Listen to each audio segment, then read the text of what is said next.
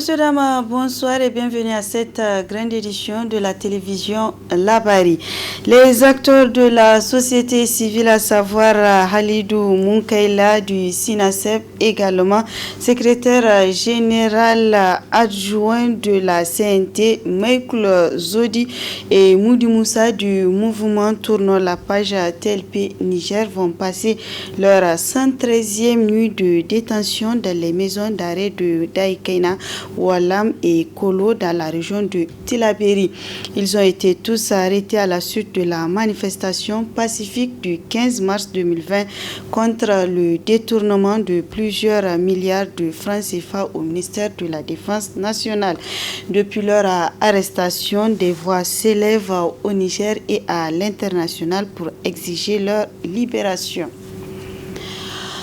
Arrêtés dans le cadre de la manifestation du 15 mars dernier, les acteurs de la société civile Munkaila Halidou, Michael Zodi et Moudi Moussa ont vu leur demande de liberté provisoire rejetée. À cet effet, la Confédération nigérienne de travail a tenu à apporter son soutien à leurs camarades détenus à travers cette déclaration. Compte rendu Ismaël Moumouni, Cheibou Guissou. Incarcérés depuis plus de 3 mois, les acteurs de la société civile, Munkaila Halidou, secrétaire général de la Confédération nigérienne de travail, Michael Zodi, coordinateur du mouvement Tournons la page, et Moudi Moussa, membre du SYNATIC, syndicat affilié à la CNT, ont vu leur demande de liberté provisoire rejetée. D'abord au tribunal de grande instance hors classe de Niamey, puis à la cour d'appel de Niamey. Malgré l'emprisonnement de leurs camarades, la CNT demeure respectueuse aux décisions de justice, d'où ce message. Nous demandons à notre conseil d'avocats et à la Commission nationale des droits humains d'accélérer la procédure pour qu'ils puissent avoir un procès juste et équitable par rapport à ce dossier pour le vider. Vraiment, nous réitérons nos remerciements à toute la communauté internationale qui nous a aidés et qui nous ont fait montre vraiment de solidarité dans cette dure épreuve que nous traversons. Le secrétaire général de la CNT rassure l'ensemble de leurs militants et sympathisants que leurs camarades disposent d'un mental d'acier. Nous demandons également à tous les militants de la CNT de rester calmes et sereins face à cette épreuve et de garder le même comportement que nos amis qui sont incarcérés. Ils ont le moral haut. Halidou a un moral haut, Mekola a un moral haut, Moudi, et c'est pour cela qu'on demande à tous les militants de rester sereins. Nous avons foi à la justice, nous croyons à notre justice. Nous pensons que justice sera rendue à la CNT, nous sommes respectueux. Nous respectons les décisions de justice. Nous n'avons jamais jeté un discrédit sur une décision de justice. Mais nous avons foi en cette justice et justice sera rendue par ça. Nous réitérons également vraiment notre soutien inconditionnel à Halidou, Michael, Moudi. Qu'Allah le Tout-Puissant les assiste dans cette dure épreuve qu'ils surmonteront, Inch'Allah. La CNT remercie toutes les structures nationales et internationales qui les assistent dans cette épreuve et font espoir que leurs camarades détenus vont bientôt retrouver leur liberté. Ce matin, une de nos équipes a fait le tour de quelques établissements scolaires de la place pour s'enquérir du niveau d'exécution du programme à moins d'une semaine du délai officiel de la fermeture des écoles prévues le 15 juillet prochain. Quel est le constat qui se dégage? Élément de réponse dans ce reportage signé Hamza Sakou et Ibrahim Abdou. Nous sommes à moins d'une semaine de la fermeture officielle des établissements prévus pour le 15 juillet par les autorités, ce qui nous a conduit de faire le tour de quelques écoles de la ville pour s'enquérir du niveau d'exécution du programme, surtout au niveau des classes d'examen. Il est achevé à 100% ici au CG Antala 1 au niveau des classes d'examen. Donc dans toutes les matières, les enseignants ont fini leur programme et actuellement, à l'heure où je vous parle, ils sont en train de faire des exercices, de traiter les sujets de BPC antérieurs. Donc, ce qui veut dire que, Dieu merci, je profite de votre micro vraiment pour remercier les enseignants qui ne cessent de fournir des efforts dans l'encadrement des élèves ici au niveau du CGNTLA 1. Les programmes sont finis et vous l'avez constaté, les enseignants sont là, ils sont en train de remplir les bulletins. Donc bientôt nous allons remettre les bulletins aux enfants.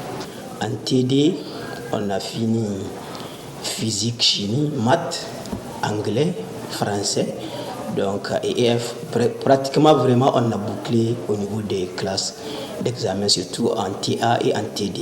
Et les classes d'examen de troisième, ça nous reste un peu en histoire, géographie et SVT. Et on compte boucler d'ici la fin de ce mois pour les classes d'examen troisième. Les deux troisième, on a 2 classes de troisième. Et pour les petites classes aussi, vraiment cette année, on a atteint un niveau qu'on n'a jamais pu atteindre antérieurement. Oui, parce qu'avant de partir pour les congés de Covid, là, vraiment, on a atteint un taux de 60 jusqu'à 75% du programme. Vraiment, on remercie surtout les collègues enseignants qui ont mis les paquets pour faire ce travail. Les candidats aux examens se disent confiants et n'attendent que le jour J. Maintenant, on a tout fini, on s'exerce depuis quand on a fini tous les programmes. Oui, on est en train de faire l'exercice, même maintenant. On est prêt à recevoir, même si c'est aujourd'hui. Inch'Allah, on est prêt à les traiter. Inch'Allah, cette année, on fera les 100%. On a tout fini pour les programmes. Maintenant, c'est les révisions. On est prêt. On a tout fini le programme. On est en train de faire les révisions des exercices. Nous, on est prêts. On attend seulement les examens. Bon, je peux dire que nous sommes à 90% parce que nous avons fait presque tous les programmes, nous avons fini. Ça reste seulement quelque chose à finir et nous sommes en train de faire des exercices aussi. Après les délais qu'ils ont donnés, on va finir le programme parce qu'on est à 90%. Donc on espère que d'ici la fermeture des écoles, on pourra finir. C'est dans le cadre de la lutte contre la pandémie du coronavirus que le gouvernement a pris ces mesures de fermeture des écoles. Notons que seuls 2 scolaires ont été affectés par cette maladie et sont sortis guéris. Véritable casse-tête pour les usagers du tronçon rond-point Harobanda, route Torodi. Pour cause, le stationnement anarchique des gros porteurs à plusieurs endroits de ce tronçon, bloquant du coup la circulation, ce qui a suscité ce reportage de Nasser Dantofo et Sadou Doumi. Difficile pour les usagers du tronçon rond-point Harobanda, route Torodi, de circuler à leur aise à une certaine heure de la journée et aussi de la nuit. Malgré la présence d'un parking aménagé à cet effet, ce sont des centaines de gros porteurs qui joncent ce tronçon et qui souvent, pendant la manœuvre pour le parking, créent un véritable désordre dans la circulation. Une situation qui déplore les usagers de ce tronçon.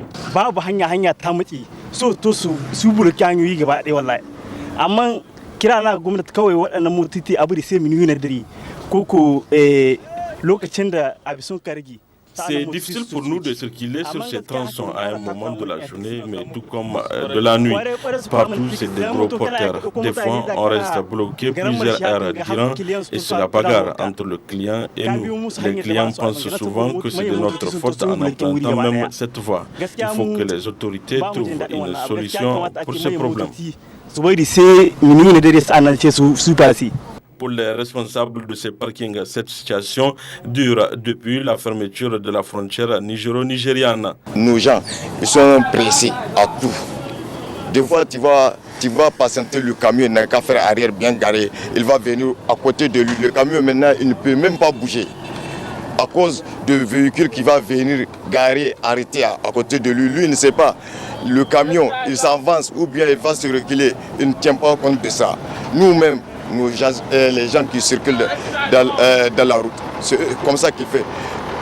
Mais maintenant qu'ils sont en train de faire ça, 5 minutes, 10 minutes, tu vas voir, la route est fermée. Ils ne trouvent pas rentrer, ils ne trouvent pas sortir. C'est ça qui amène l'embouteillage des fois. Mais tant que les gens, les usagers vont se patienter, que le gros camion va se bien garer, on ne trouve jamais. On ne trouve pas. Vraiment, notre parking, il y avait assez de place il avait énorme place. Mais comme l'autre route, la route principale de Dosso là, avant les camions viennent par là-bas, les camions viennent par Ghana. Maintenant c'est une seule route, la route de Ghana. Qu'est-ce qui a fait ça? Quand on a fermé la frontière du Nigeria, maintenant tous les commerçants sont retournés vers cette côté. Donc quand le parc peut prendre au moins 200 camions, maintenant les camions qui viennent, ça dépasse 400. Donc c'est obligé. Si la parc est embouteillé, c'est trop, il est plein, c'est obligé qu'on va les garer à côté pour que l'air va finir. Tant qu'il y a l'air, tout le monde va se disparaître. Ainsi donc, les usagers et autres riverains doivent prendre leur mal en patience en attendant l'ouverture de cette frontière entre le Niger et le Nigeria qui avait pour motif, selon les autorités nigérianes, la lutte contre la contrebande. Retrouvons à présent un zoom sur l'artiste, comédien, humoriste Cheikh Mohamed, plus connu sous le nom de Tonton Cheikh. Très talentueux, il s'est fait connaître du grand public avec la troupe La Famille C'est Nous. Un zoom réalisé par Abdelrazak Léo. À l'état civil, Mahamadou Yakouba, Cheikh Mohamed ou Tonton Cheikh est artiste, humoriste, comédien, animateur, présentateur télé et bien plus encore. Né le 8 janvier 1981 au Caire, en Égypte. Ça a commencé en 2004. J'avais un oncle qui s'appelle Abdou Karim, qui avait une ONG qui luttait contre la violence faite aux domestiques. Donc on avait fait un petit sketch de sensibilisation que j'avais présenté au niveau des CCFE. Donc vraiment, c'était là le point de départ. Ensuite, en 2007, j'ai fait la rencontre de Serge Clément, plus connu sous le nom de Tchatcho, qui avait eu l'initiative de créer La Famille C'est Nous. Et on l'a fait avec le résultat que tout le monde connaît. Comptable de formation, Tonton Cheikh s'investit pleinement dans son art. Désormais stand-upper, il est l'un des plus connus dans ce nouveau registre, ici au Niger. Et il défend ce art. J'ai commencé une carrière de comptabilité que j'ai continué jusqu'au master, d'accord. J'ai fait le master en CCA et aussi un autre master en business administration à Afrique. À un certain moment, les gens ont tendance à croire que l'artiste s'est rescapé de la vie sociale. Or non, pas du tout. Parce que faire de l'art, je me dis que deux fois c'est un don. J'anime des émissions de débat du côté de Ténéré et aussi humoriste, mais pas dans un groupe comme les gens l'ont connu. Je fais du stand-up, ça fait à peu près 4 ans que j'ai commencé le stand-up. J'ai fait pas mal de spectacles dans pas mal de pays, mais au Niger, je n'ai fait que 2. La première édition de Au revoir 2019 que j'ai fait avec Téléproduction et la deuxième édition Au revoir 2019. Et à la question comment se porte l'humour nigérien, l'artiste a répondu: à faire, surtout le côté stand-up qui est un peu méconnu ici au Niger parce que quand on parle d'humour, les gens ne se sont plus habitués au groupe, voilà, à peu près un groupe de 5-6 personnes qui présentent des petits sketchs. Mais le stand-up, ça reste vraiment, malgré que bon, on voit des jeunes, on voit vraiment des jeunes talents qui commencent à embrasser le domaine, mais quand même, je pense qu'il y a beaucoup à faire. Tonton Cheikh a eu à représenter le Niger dans plusieurs autres pays, notamment en Tunisie, grâce à l'humour. Talent naturel, Tonton a de beaux jours devant lui dans ce art. Voilà, messieurs, dames, ainsi se referme cette édition. Messieurs, dames, merci à vous de l'avoir suivi. Restez fidèles en compagnie des programmes de la télévision La Bari.